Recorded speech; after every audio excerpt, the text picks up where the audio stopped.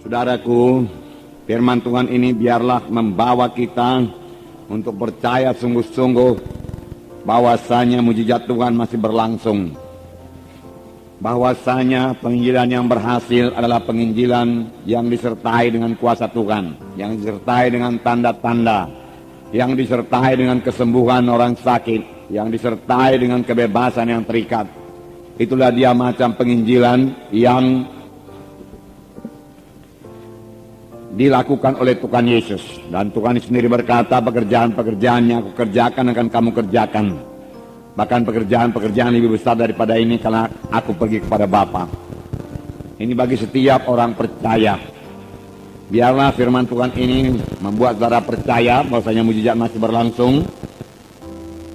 Dan Tuhan mau memakai saudara dalam hal ini.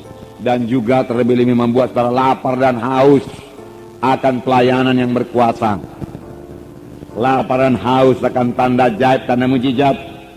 Lapar dan haus akan karunia Roh Kudus yang memang sudah diberikan Tuhan pada gerejanya, terlebih gerejanya pada akhir zaman ini. Firman Tuhan berkata, mintalah maka akan diberikan kepadamu, carilah maka kamu akan mendapat, ketuklah pintu maka pintu akan dibukakan bagimu. Siapakah yang mau mencarinya dengan sungguh-sungguh? Nah, oleh sebab itu mari kita rindukan, saudaraku, kuasa dan tanda mujizat Tuhan ini. Jangan puas, saudaraku, dengan pelayanan yang biasa-biasa saja, ya. Harus terjadi mujizat Tuhan dalam tiap-tiap kebaktian kita, amin. Karena Tuhan kita ajaib adanya. Kalau saudara membaca kitab kisah para rasul, karena itu kisah perbuatan dari Roh Kudus, amin. Ya, mujizat Tuhan banyak kali terjadi dalam kisah para rasul. Dan biarlah pada akhir zaman ini lebih banyak lagi mujizat Tuhan. Amin. Kita akan membaca kisah Rasul pasal 8 ayat 1 sampai 13. Haleluya. Jadi Simon yang tukang sihir ini juga takjub melihat tanda-tanda dan mujizat-mujizat besar. Tanda-tanda yang besar, mujizat-mujizat yang besar terjadi. Jadi banyak tanda, banyak mujizat. Amin.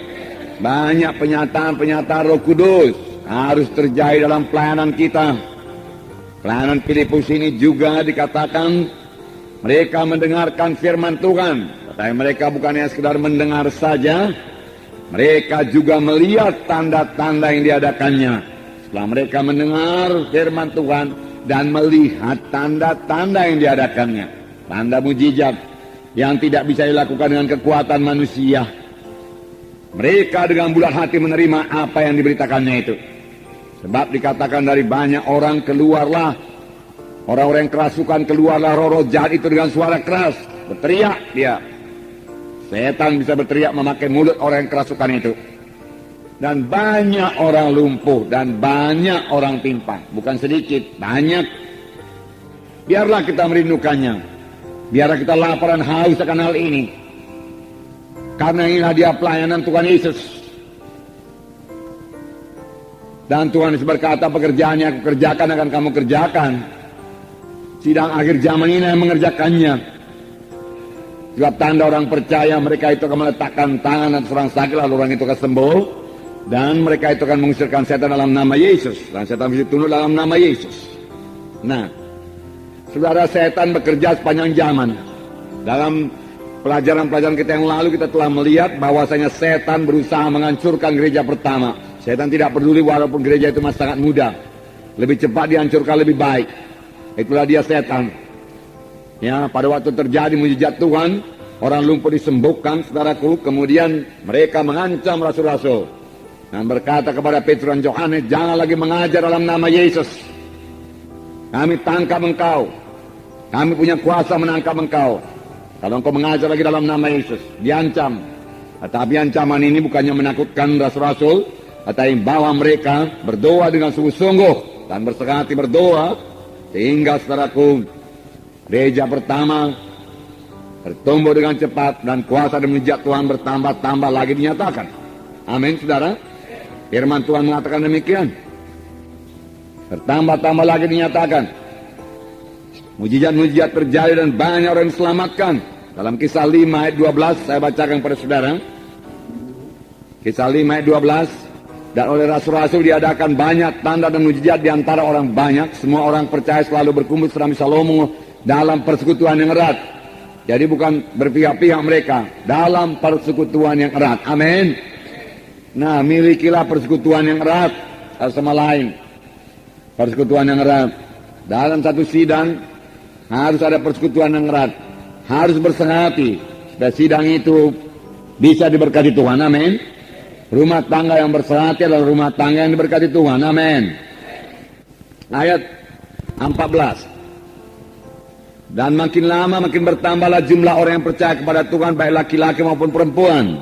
Nah, langkah baiknya ini, ya.